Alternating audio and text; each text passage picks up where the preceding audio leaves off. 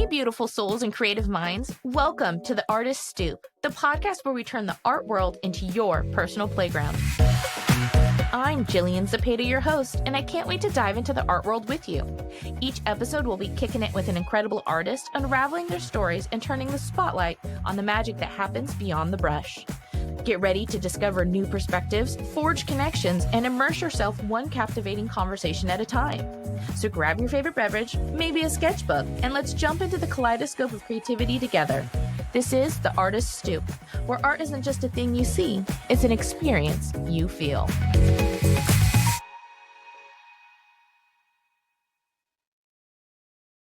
Everyone, and welcome to another episode of the Artist Stoop. Today, our guest is Amanda Carroll, an inspiring artist, designer, mother of 3 teenagers, and wife to her amazing husband, Eric, for 22 years. Having lived across the U.S. and abroad, she has a deep appreciation for the world's vibrancy. Raised in a creative family, she pursued interior design after college, but rediscovered her passion for painting during the pandemic. Her first watercolor collection sold out quickly in 2020, and her business has been flourishing since, with her husband now joining to support marketing and operations, and she is well known for using vintage frames with her work. So please welcome Amanda Carroll to the podcast. Hello. Hello. I am very excited to have you on. 1, because I love your work, and 2, finally, because we do get to talk. What everyone needs to know is that you were supposed to be one of the very first people I interviewed.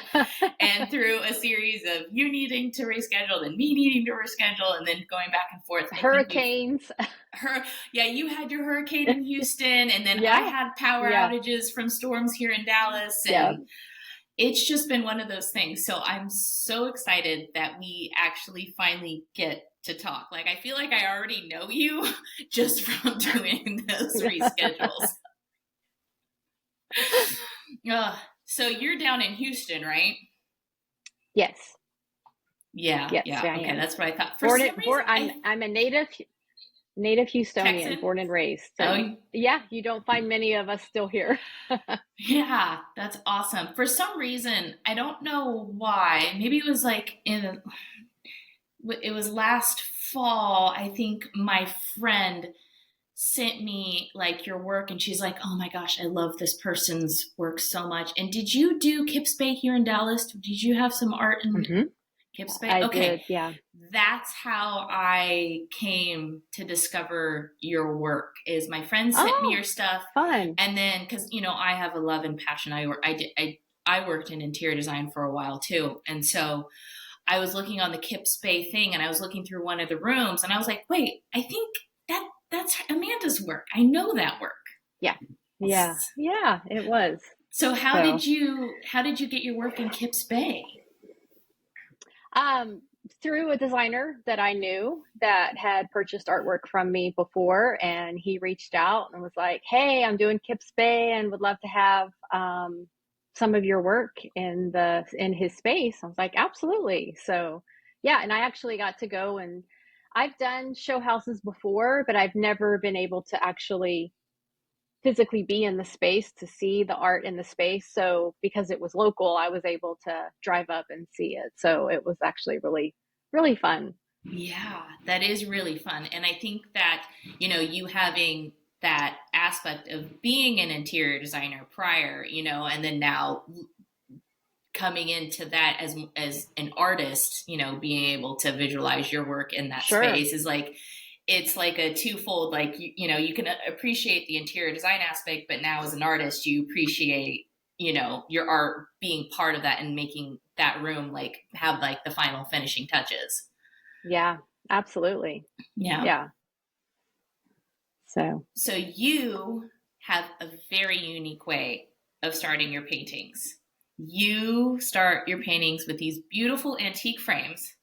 And I think that that's one of the reasons why I love your work so much, because the frame is an extension of your painting. So tell us, how did you get started, using the frames and your process, going about starting a collection?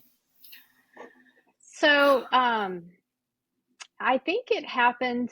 I mean, because I was in interior design, I have contacts over in Europe for antiques and stuff. And so as I was working on my art, one day I was like, I wonder what this would look like in like an antique or a vintage frame. And so I reached out to one of my contacts out there and I was like, hey, I'm kind of starting to do some art now. And do you ever come across, vintage or antique frames when you're outsourcing for designers? And she's like, oh gosh, yes, all the time. So she sent me some photos and we had some shipped in, and I had probably maybe 4 or 5 pieces that I had placed in the vintage frames and posted it on Instagram, and everybody's like, oh my gosh. And so I kind of fell into it. And I actually started to really enjoy the challenge of it, because usually with art, you have your art, you take it to the framer, and you've got hundreds of frames to choose from.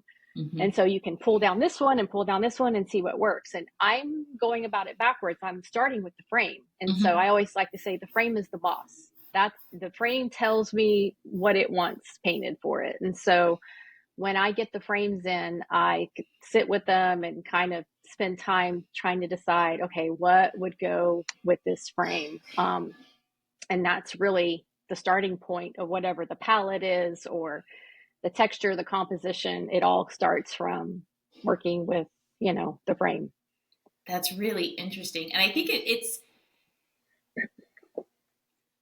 it's really fun and interesting in a way of, working in that reversal, but then also knowing, okay, once it's framed, you already kind of know what it's going to be like, finished product.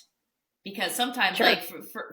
for me, I don't add it, because I do mine unstretched and then I stretch mine, and sometimes just stretching it changes everything about it, and you don't realize oh my gosh, wait, that took away something, now I need to add something back. And it's so when you kind of have that aspect already of okay, I already know what the finish aspect will be, a little bit of it.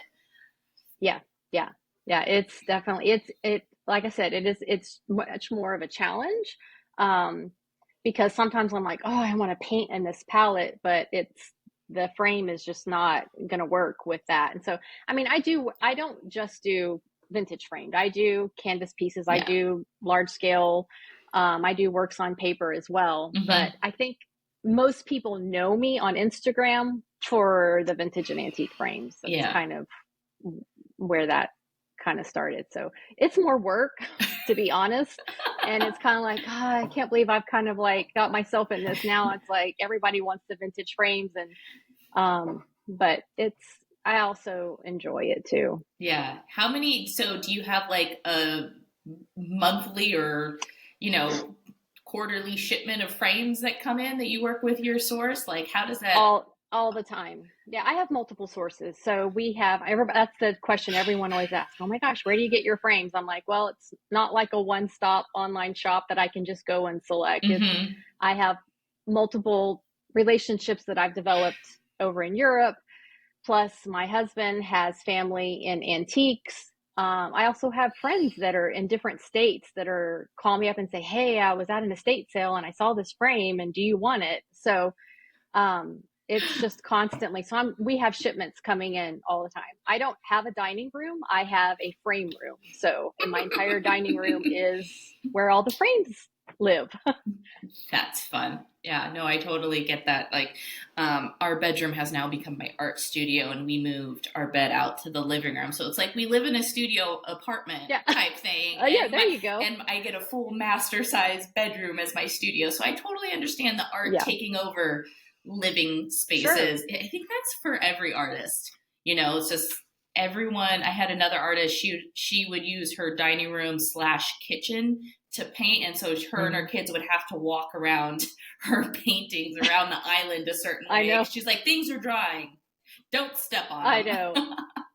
Yeah, my kids laugh because my son, he'll be doing the dishes. He's like, Mom, there's paint on the dishes again.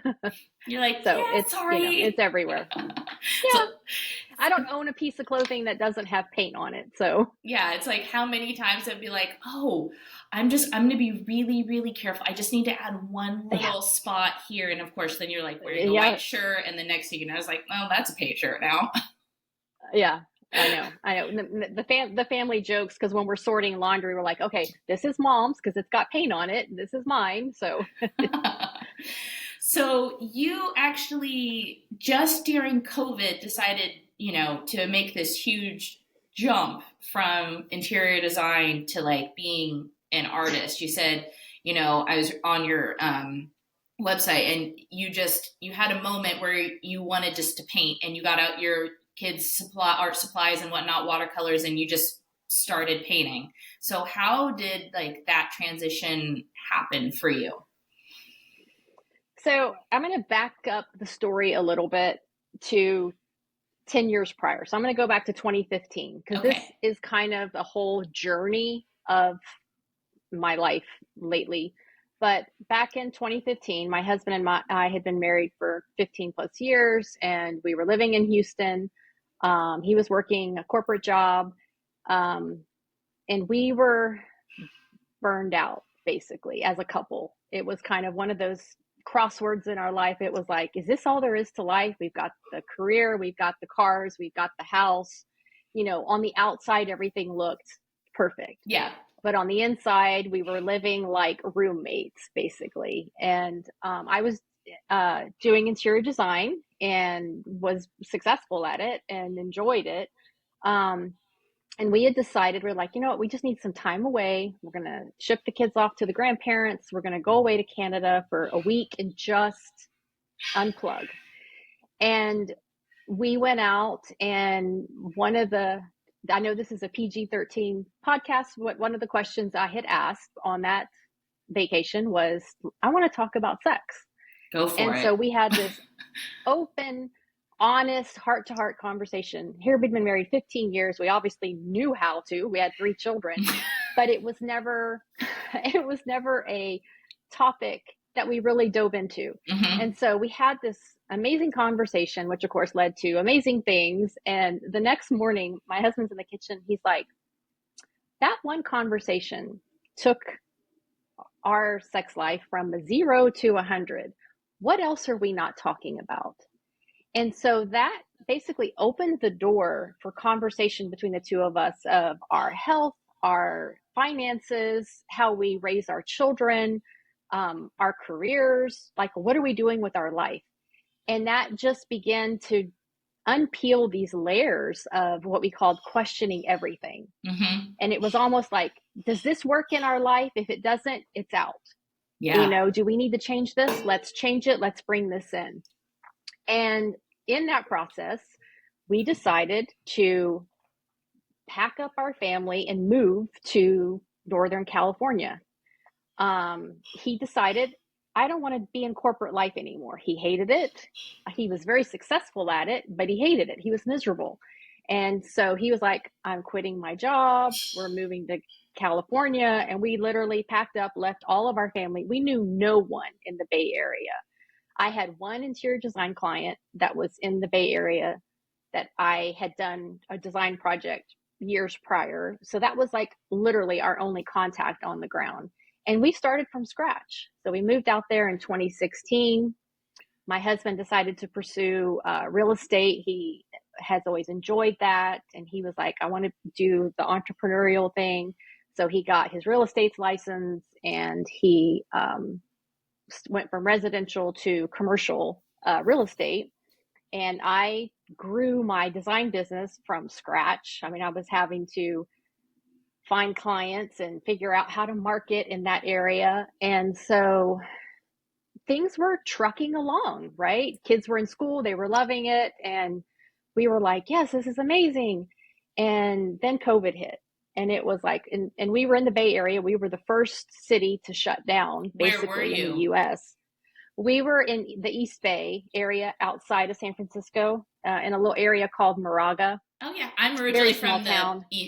Bay Area, so I was just like, "Where Okay. at? I know Oh, it." yeah. Yeah. So Moraga, Lafayette, Orinda, it was Okay. like this little um, this little town outside the outskirts of across the Bay Bridge. And so all of my projects kind of stopped. Everything came to a halt. Mm-hmm. My husband was in commercial real estate. Obviously, people weren't leasing commercial offices anymore because everybody was working from home. And so, like, just everything came to a standstill with us. And so I was doing what everybody else was doing, sitting online, trying to figure out, what do I do? Bake bread? Because everybody was baking sourdough bread. And it was banana bread first. Then we all ventured on to sourdough. Yes. We're like, we need more of a challenge. Yeah. And so I was, as an introvert, I loved it. Right. Mm-hmm. But there was the creative side of me that I was just, and so I literally on a whim one day, it was in April, I remember it was a gorgeous spring day, and I was sitting outside and I was like, you know what? I need something creative to do. And so I ran inside, I grabbed the kids' craft box, I dug through, found some watercolors, and grabbed some paper off the printer, went outside, and I just started painting. And I kid you not, I painted for 3 days straight. I could not stop. And it was as if this lid had come off and everything that was down in there Mm-hmm. just started coming out onto the paper. And it was like, it was freeing. And it was also just like so fresh and new. I was like, where is this coming from? Mm-hmm. And at one point, I remember sitting at the kitchen table and my kids come up and they're like, Mom, what's for dinner? And I'm like, I haven't even had breakfast. And I had like the hours, you know how people talk about getting into flow?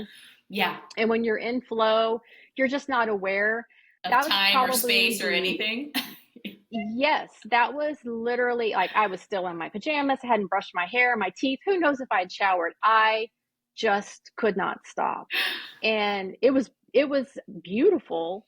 And I haven't had that feeling since. It was something just it was just incredibly special. And so one day, I did that for a few days. And then one day on a whim, I was like, oh, I'm just going to share this on Instagram, not thinking anything of it, Mm-hmm. And someone said, hey, is that for sale? And I'm like, sure. And so my husband looks at me and he's like, why yeah, not? it's for sale. It's for sale. And so that's kind of where it started. And I was like, oh my gosh, I got to get a website. And so I kind of just started pulling stuff together, created a website, and obviously bought real supplies, real watercolor paper, real watercolors, and created a collection and announced it on Instagram, and it sold out in like half an hour. And I was like, oh my gosh, okay, this is like a real thing. And so from that moment on, I just kept painting and, selling and releasing collections. And I was all over the map. I was extremely disorganized with it because obviously creative. And so my husband's like, okay. He's like, we need to kind of like get some structure around this. And so he comes in with his spreadsheets and, if we're going to do this, let's really get, some organization to it. And so some systems set up. Exactly. Systems. And he came on board. I think that was like through the summer of 2020. In 2021, January of 2021, that's when he came on board. And over that year, we literally grew the business like 2,000% or something crazy. Because I was looking at our stats on Shopify. And it's just been going like crazy since, and I slowly backed out of interior design. I was still doing projects. I was painting and doing projects. We ended up, after all of that, moving back to Texas. Because after COVID, everyone was kind of like, I just want to be near family. Mm-hmm. And so we packed back up, came back here. And we've just been going like gangbusters ever since. So, yeah. And it's so weird because I never, ever would have thought I would have stopped doing full-time design work, because Yeah. that was my life. I lived it, I breathed it, and I enjoyed it. Hmm. But I, looking back now, there was something missing. Yeah. And now I feel like this was what was missing. Yeah. So, Well, I think, going back to just having that first conversation with your husband, like, bravo to you guys for not just saying we're throwing in the towel. right. Being like having conversations like that with your spouse and just being like really honest is one, it's super hard. And then for you guys to grow from that, not only together as a couple, but then to each of you being able to find your what you were needing. It sounds like for your heart, for your soul, for your mental health, for everything personally, to fill your own Sure. cups back up. That's Right. huge. A lot of Yeah. people don't end up finding that, at all, Sure. ever. And so for you guys Yeah. to do that together as a couple, makes one, your bond stronger, but then also the support and yeah, the support and everything that you need to do to thrive individually, so much more special. Sure.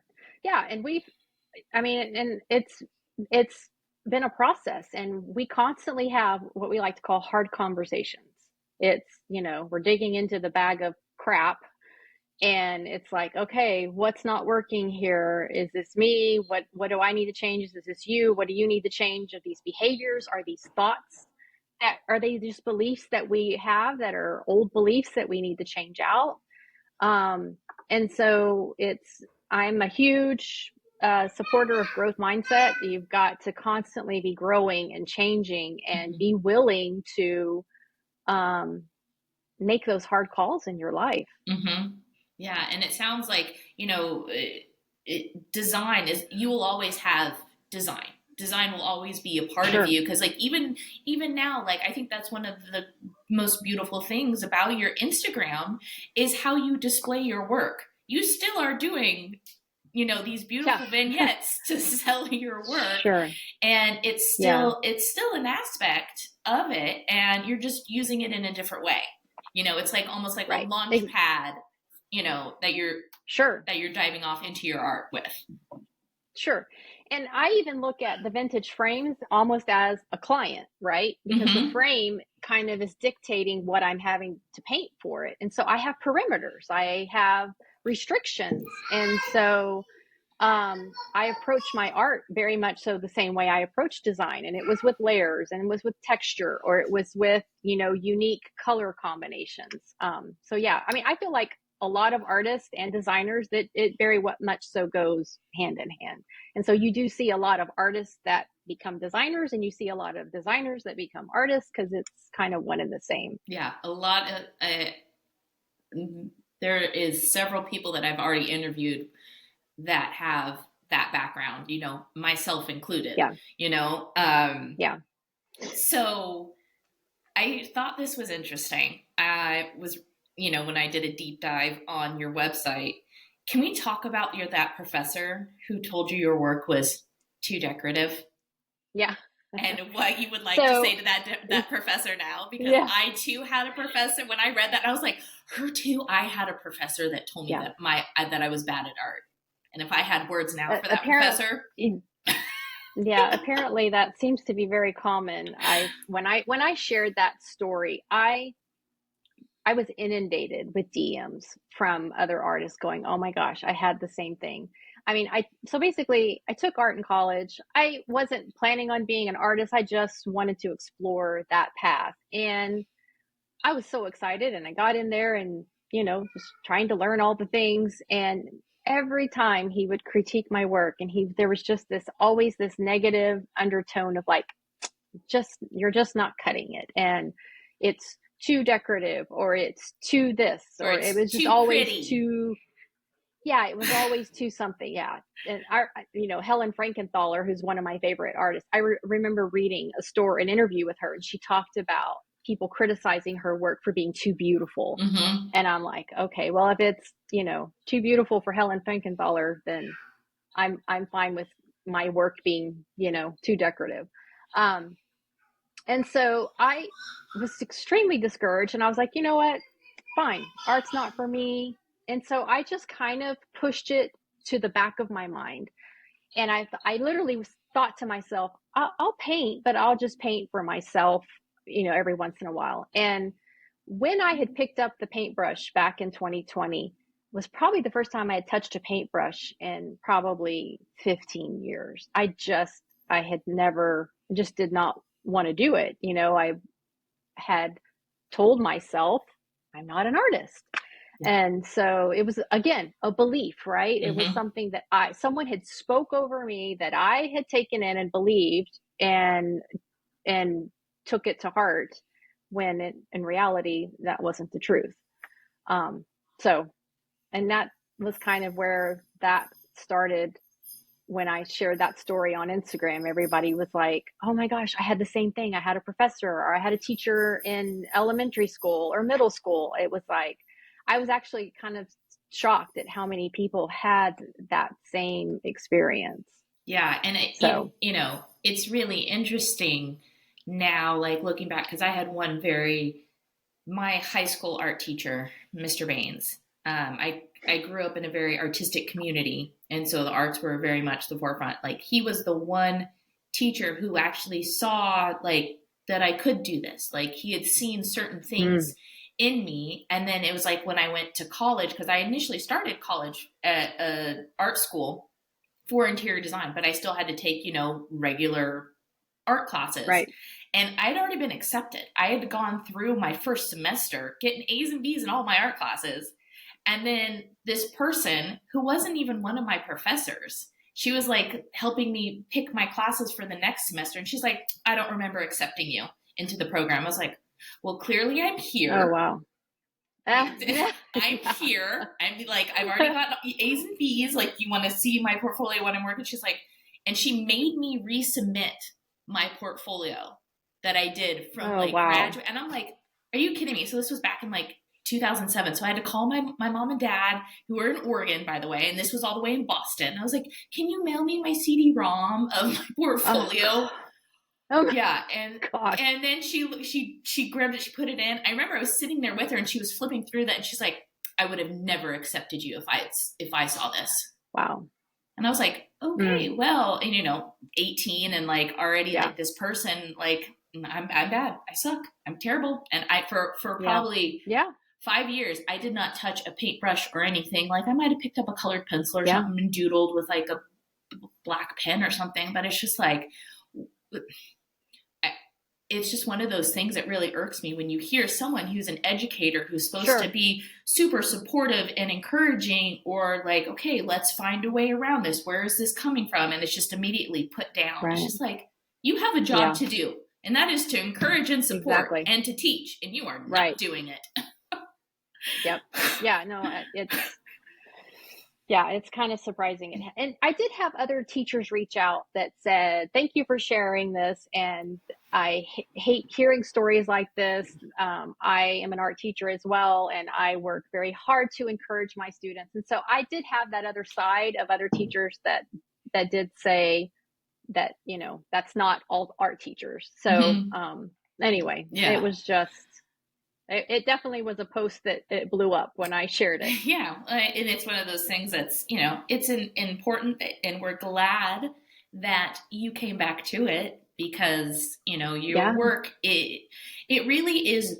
You do have these beautiful abstract, that like very bold mark makings, and you have a very strong sense of color and how to blend color and make those bold mark makings. So like when you do decide to work on a collection, and because sometimes I notice that sometimes it is more of a color story collection, Mm-hmm. how do you go about, I know you said you start with the frames, but do you get like all your frames out and then be like, okay, this is the color story that I want to tell in this theme with these, like how do you go about making the collection as a whole when you're going to present it? Um, yeah, it's a mix. Sometimes it is pulling out all the frames to see. Other times it is I'm in this color mood and I go in that direction. Um, And then sometimes it's just, I just get in there and paint. Yeah. It is one of those, I'm like, I have no idea what this is going to be. I don't know where this is going. And I actually wrote this down because I wanted to share it. This is one of my favorite quotes by Marc Chagall. It's if I create from the heart, everything works. Yeah. If I create from the head, almost nothing. And so when I am in my head, that is when everything just completely falls flat. And so I have to get in there and just make sure that I am creating from here and whatever starts coming out. And and I did this really bad in the beginning. I would constantly second guess or criticize the beginnings of a piece versus letting it slowly come about and, basically let the painting reveal itself. Yeah. And so it's very, each time that I go in to create, I don't have an idea or I will have sometimes like inspiration from, oh my gosh, I'm so drawn to all these warm earthy tones right now. Yeah. And so what can I do with that? And so I'll go in and grab those colors, but sometimes I'll start painting with those and it's like it falls flat and I'm like, okay, well that wasn't it. And so I move in another direction. Recently I've been trying to push my palettes a little bit more and challenge myself with colors that I haven't normally painted with. And so the other day I was like, okay, I'm going to just go in and grab 3 or 4 colors that kind of go but don't really go together and see what happens. And I ended up creating this piece that most people may not like, but I actually thought it was really cool. And it had like purples and magenta and some yellow and blue, but then I grounded it all in like a neutral, kind of like a taupey beige color. And it's just been, I actually been calling it pushing palettes. So I'm just like pushing what I, can create on the palette. Yeah, that's a lot of fun. I like to call those my artist challenges. Like when I sometimes get stuck and I'm just like, okay, I know in my head for some reason I have this limited belief that I can't paint with purples and greens. Even though I love them, I can't paint with purples and greens. It doesn't look right to me on the canvas for some weird reason. So it's just like, you know what? Nope. I'm just going to sit here and I'm going to play. I'm going to throw some colors on here and, figure out what shades of those things that I like and that potentially play really well together. And then let's see what happens, And so, I think, one of the things that I've been talking about with I have one artist friend who, her and I, we like talk daily, and it's usually about art because sometimes it's hard to find another artist that you can just like spout off things to and have like someone totally understand what you're saying. Would understand. Yeah. And her and I have, every time that we've been talking in the last couple of weeks, we talk about creating out of place of joy, and starting from, am I truly sitting down to create from a place of joy? Am I doing this for myself and not for anyone else first? And then that's how, and there's some days that we both get in the studio and we're like, I got too much in my head. I had to walk away. I was going to mess it up. Yeah. Because I started not enjoying it in that moment. Yep. And so colors for me, hard color was yellow. I was like, it's not a color I really like, but yet there's this pull towards it. And so one day I was like, all right, I am literally going to pull out every tube of yellow paint that I have in the studio and I am going to paint with it. And I did. And I created a canvas piece and it's above my fireplace right now. And my kids and my husband are like, oh my God, I love that piece. And I'm like, I hate yellow, but I say I hate yellow. I actually don't. I actually love every color. But it was almost this like thing I had to conquer to get over the fear of yellow. And so that's kind of been what I've been doing, is just trying to challenge myself with a color that I'm like, oh, I don't really know if that's going to work, and just, going with it. And you're right. You've got to get out of your head. And that's why sometimes for me, commissions are a struggle because the client has in their head, they've seen a piece I've done. They're like, oh, I love that. And I want that. And I obviously, I don't ever recreate a piece. I don't duplicate my work, but I can at least do similar composition, similar color palettes. But even at that, sometimes it's kind of like, oh, I just want to like really let go on this piece, but I know I need to stay within these little parameters of what they're wanting for the commission. And Yeah. so it's a battle. It is having that, because then at the same time, because I've done a few commissions, and what I always tell my clients is like, I can never recreate something I've already done. Mm-hmm. Yeah. And yeah. Right now, when you're signing on for me to do this commission for you, you are trusting my artistic talent. Yes. Yep. For me to create the most honest work that represents what you guys want. You know, right. And sometimes they get it, and then sometimes they're like, well, can you do this? And it's just like, okay, well, it's going to change everything about the piece. And here's the thing. Usually the piece that they have fallen in love with is a piece that I have been creating, because I will create a piece and go, oh my God, I have no idea how I did that.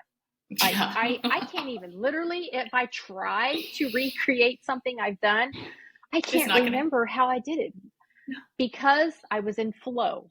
I was in the moment. I was in the zone. I'm not going to stop and take notes. I'm not going to, go, oh yeah, okay, I did this stroke in this way, or I added this layer with this color. I don't do that because I'm in the zone and I'm working. And so it's sometimes hard. That's why my husband, Eric, handles all the commission inquiries, because he's so good at it. He's so good at helping clients pull out from them what they really like and don't like about the piece, so that I can then have the creative freedom. He's like, okay, they like this, this, and this, and they like this feeling, so that then I can, go in and create from there. But I told him, I said, if you die, I'll never do commissions, because I can't, I can't do the commission calls like you do. He's just really good at it. And I've had many clients go, that was so much fun having that conversation with him. So anyway, it's all a process, and it's ever evolving, right? You're always changing as an artist. You're always trying something new, and you are always exploring. But like you said, play. You said that word, and I'm like, yes, play. Play is so important honestly with anything. When you put yourself in a state of play, and you're telling yourself, I'm just playing.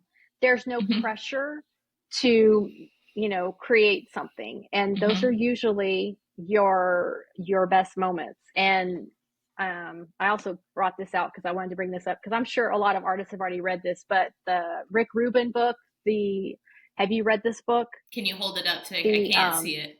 It's the Creative Act, A Way of Being by Rick Rubin. Oh no, I'm gonna need to. I'll write. Hold on, Rick Rubin. Got it. No, I haven't read that one. Okay, if you ever want somebody to crawl around inside your head as an artist, and you're just like, oh my God, that's me. That's me. This is someone who actually gets it. And I read this book, and it was just such an eye opener that there was somebody else out there that could put to words things that I felt and thought as a creative. So highly recommend it. Okay. Sorry, I just heard a really big bang, and I'm like, I heard it too. I was like, what is my child doing out there? Oh God. No, that's really cool. And I love having those types of book recommendations. So thank you so much for sharing that. Sorry, that got me totally distracted. Oh, that's okay. That's all right. You've got to pivot. I know, right? I was like, wait, what are we talking about? So, okay, there's something, I think this is important. And because, us as artists, we are businesses, and, the integrity of our business is super important. And like the photos that we put online on our website, you had something recently happen that, someone was taking your photos and reposting them. Are you talking about the website that basically took? Yes. Yeah. So I've had a few instances. I've had other artists take my photos and Photoshop their art into them. That was something I had to get a lawyer on. Oh boy. But this one, this one was an actual online, they're overseas. I think the IP address is registered in like Israel, but who knows where they're from. But they took basically every photo off of my website, all the copy, and reposted it and was selling my art. But it's like, I don't even know what they're going to sell because they don't have any of that. And so I think I think it's just a company that they're just trying to get people's credit card information probably. So anyway, it's just, there's always something that you're trying to put fires out everywhere. Yeah. And it's hard sometimes as an artist because like you want to put high quality photos up and to really represent like your work, but then it's just like, do I put a watermark on it so that people, it can't be stolen? And it's just like, it's one of those things that, because we are a business, like how do we protect ourselves, but then also how do I put my best foot forward so that copyright and things like that don't happen? And I think it's something that, unfortunately it happens more often than not. Sure. Oh yeah. And especially in today's, everything it's so easy on social media and the internet. And so, I have a copyright attorney that we just kind of have that we have had to use multiple times. I had this happen even when I was doing interior design. And so it's just kind of one of those things as a business, it's an expense that you got to have to deal with stuff like that. So anyway. Well, I'm glad you found it. Don't buy from, So I just basically, told people, just make sure if you're going to buy art, buy it from my website, because that's the only place that I'm selling it. So there we go. Well, Amanda, thank you so much for coming on the website. I can't even speak, the podcast today. If people did want to buy your work, where can we send them so that they can purchase directly from you and follow you and all that? So on my social channels, I'm mainly active on Instagram, which is Amanda Carroll Official. And then website is amandacarrollcollection.com. So. All right. Awesome. Yeah. And everyone, I will make sure to include all of that information in the show notes so you can go give her a follow. You can go check out her website because you do drop collections. And when you drop a collection, they sell out fast. So it's obviously will be really important to get on her email list so you can be on her VIP exclusive list so you get, a heads up of when those drop. So Amanda, thank you so much for coming on. I'm glad that we were finally able to connect. I am too. I know. I think our first interview was originally set up like into February, beginning of March. So I'm glad that we finally made it happen. Yeah, it was great. It was so good. Thank you. I appreciate it. And that, my friends, wraps up another colorful episode of The Artist Stoop. A huge thank you to our incredible guests for sharing their art and stories. If you enjoyed the conversation as much as I did, make sure to hit that subscribe button so you never miss out on the next Stoop chat. And don't forget to spread the love. Share your favorite episodes with fellow art enthusiasts and let's build this community together. Connect with us on social media at JGuze Studio and Jillian Zepeda Art for behind-the-scene peeks, artist spotlights, and a sneak peek at my own art. Until next time, stay inspired, stay curious, and keep that creative fire burning. This is Jillian Zepeda signing off from The Artist Stoop. And remember, the world is your canvas, so paint it vividly.